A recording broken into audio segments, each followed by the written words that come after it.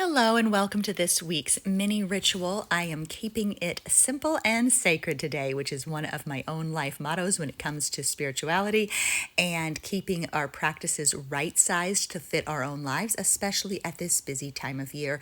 So I'm actually coming to you today from my cozy little couch out in the Bridget's Grove studio with today's simple ritual of returning. And so we are going to start with a card from the Dreamgate Oracle. This deck was a gift from Nikki, who's part of our Goddess Magic community. So thank you, Nikki, for that inspiration. So we received the card Believing is Seeing. Believing is Seeing from the Dreamgate Oracle.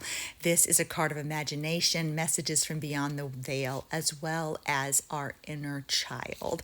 And I think this one has a lot to teach us about this cave time of the year, this time of descent and renewal, of this sacred time of pausing, this sacred time of waiting, this sacred time of letting things be as they are. And so I'm going to check back in with the book and see what she has to say about this. So there's an affirmation that goes with it. I am ready to activate my inner magic. I am ready to activate my inner magic. I am open to the power of my imagination. I am open to the power of my imagination. And I am just shocked and amazed at the synchronicity here.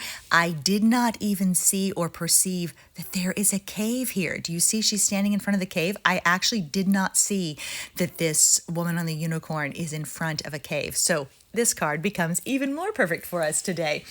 And so the message here is that magic is afoot. Magic is afoot. And I see this idea of waiting at this cave of initiation, of discovery, of transformation. So the author says, when we're children, our idea of limitation is still fresh and new, as we often live in the present moment and hold a deep sense of anything as is possible. Children are active dreamers and daydreamers, though as they grow older, their use of imagination in the real world slowly begins to fade. Unfortunately, becoming less imaginative is common as we rise into adulthood. But that does not mean we stop using this part of our minds altogether. And I just want to draw our attention back to a quote that I shared a couple of community practices ago from David Kuntz of the book Stopping. And he says, stopping is the friend of imagination.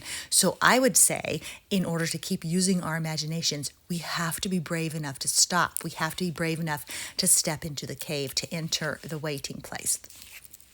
Okay, so continuing with what Danielle in the book has to say, that the magic of neuroplasticity, which is our ability to reorganize and form synaptic connections in our brains, brilliantly allows us to grow our minds at any age. What often impedes this gift is what we discern as limitations in our lives within and around us. Like a garden, our imagination and creativity must be cultivated with care to maintain a sense of childlike wonder. If we continue to water the roots of our dreams and tend to the inner sparks that rise within us as we grow, we may become more receptive to complex problem solving, creative visualization, and deeper empathy for others. Even in the seasoned stages of adulthood, we learn from this part of ourselves and become more fluent in anything is possible. And so a nice message here about our listening to our imagination and listening to the messages from the cave. So she also goes on to say this card comes as a loving invitation to access your innocence and celebrate your playfulness. It asks you to return to your sense of childlike wonder and open those tender pathways once again. Time to explore the beauty of infinite possibilities. So some questions to consider. Perhaps there's a dream from your youth that still calls out to you. Is there something from your childhood? Do you remember what you liked to play with as a child? How might you invite some more of that play in? How might you allow yourself a pause, some time to stop, some time to enter the waiting place, and to access that sense of play and imagination and wonder. So that is important to note. She also says there's no need to always be in adult mode. Instead, we can access our imagination and travel into the spirit of the whimsical inner child. So where in your life can you visualize more magic, wonder, awe, and excitement? How can you encourage that exploration as a more active practice in your life? Where are you holding resistance to what you cannot see but wish to believe? Can you allow yourself to play? So, lots to consider there. I also chose a card from our own Earth Rune system, which is coming to a close at the end of this month with the final card 52 as we close out the year. But for today, we received the Lovers, the rune of love, unity, connection, passion, teamwork, commitment, looking outward together, creating a life, sharing.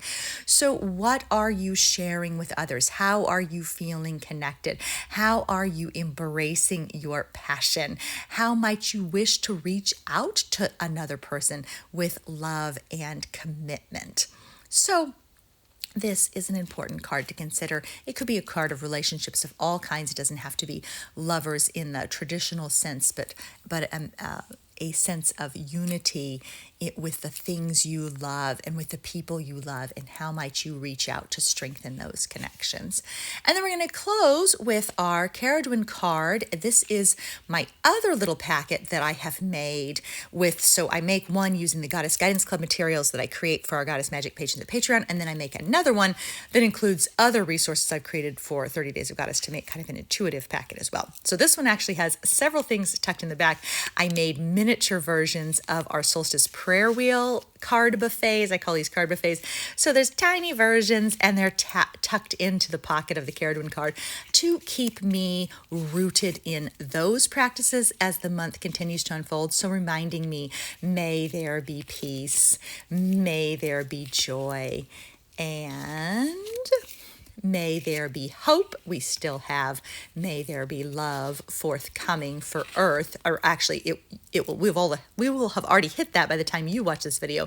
By the time that I am making it, we haven't gotten to that fourth card yet. But so all the tiny cards are tucked into the pocket on the larger card, which is pretty adorable if I do say so myself.